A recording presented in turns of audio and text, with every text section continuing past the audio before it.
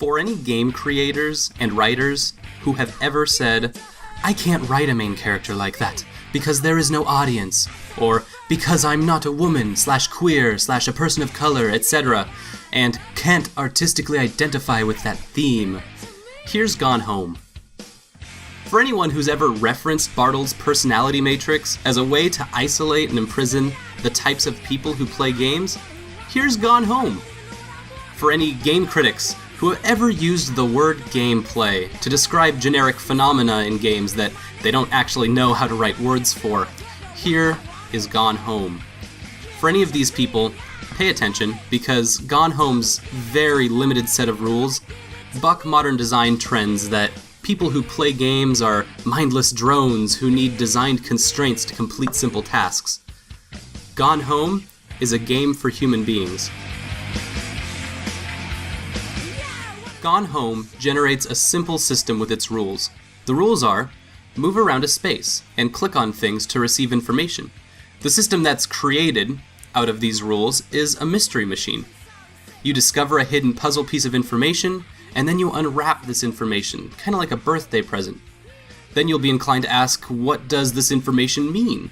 Finally, you'll look around for more of these puzzle pieces, prompting endlessly further questions, and then the cycle continues. But unlike other games, Gone Home never harasses the player to find any of these pieces. In fact, the game is content with letting the player ask as many questions as they'd like.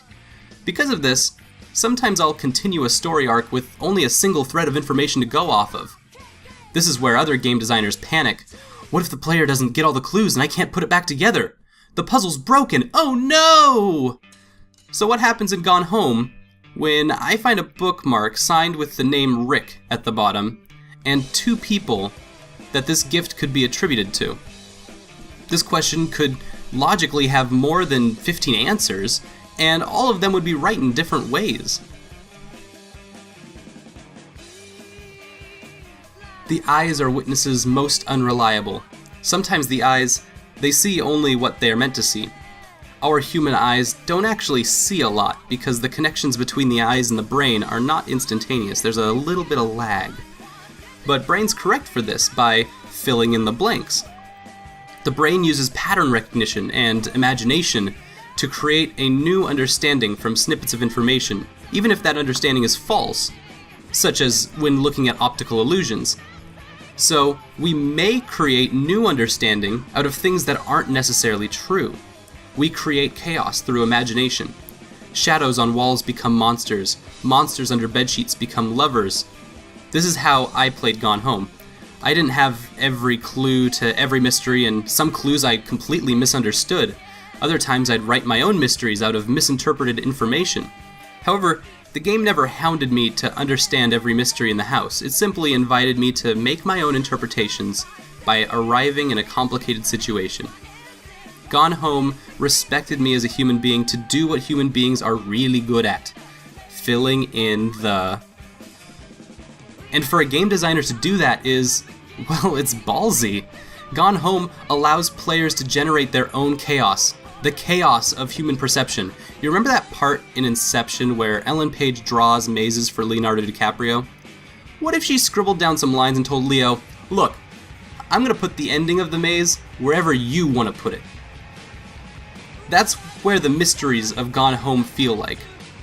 Now the game is not about finding the exit of the maze, but discovering how many walls the maze has. This is why playing detective makes us feel alive. It openly excites our human ability of perception.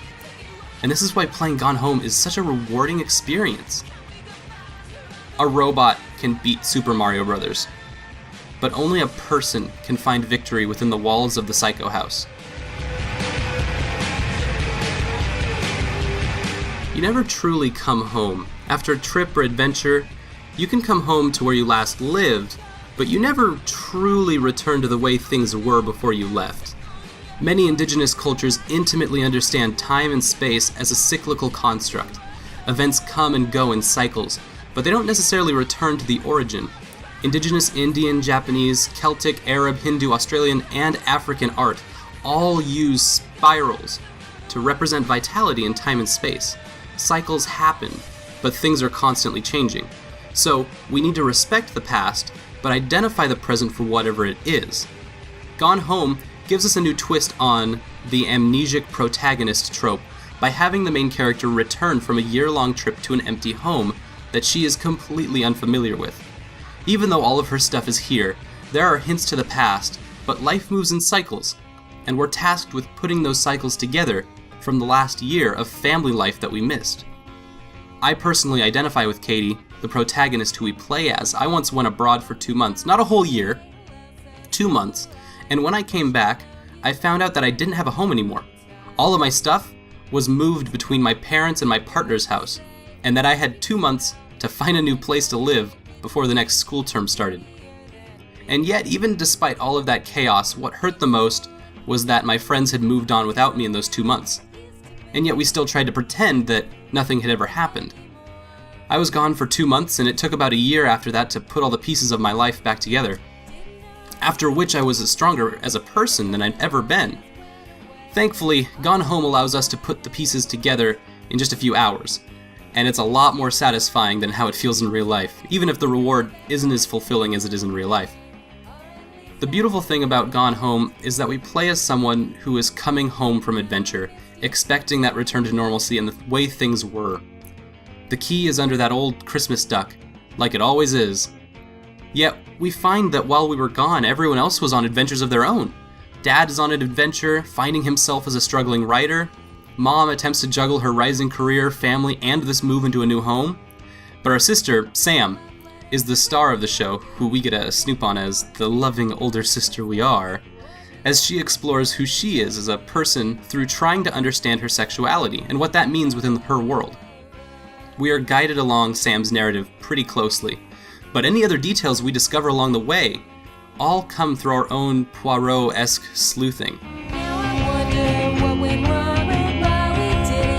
I really wish I had some sort of guide to help me translate the 90s while I was playing. There's a lot of affection and nuance put into the time period, especially since the entire game is spent mulling over artifacts in 1995.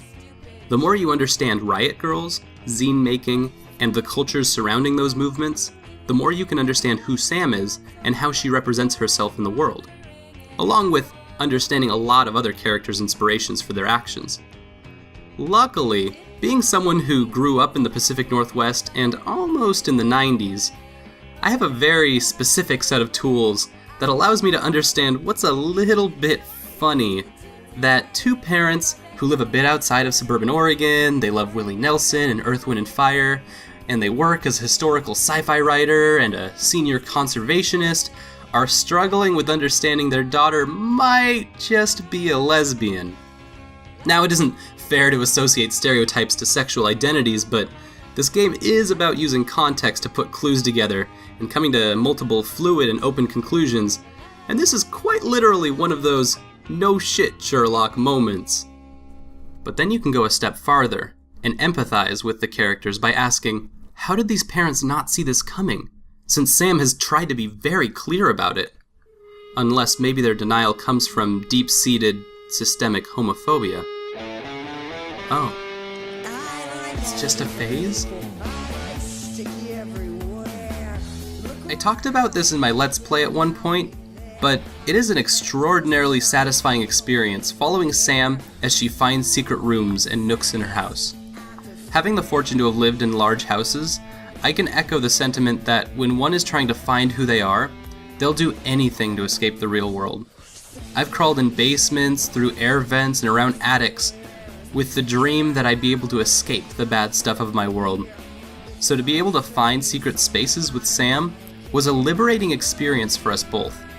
As Sam explores the secret places of the house, she also explores the secret places of her heart. And that she also chooses to share those secrets with me/Katie is such an intimate and personal experience.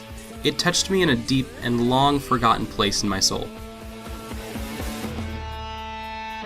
This has been my review of Gone Home in 5 vignettes.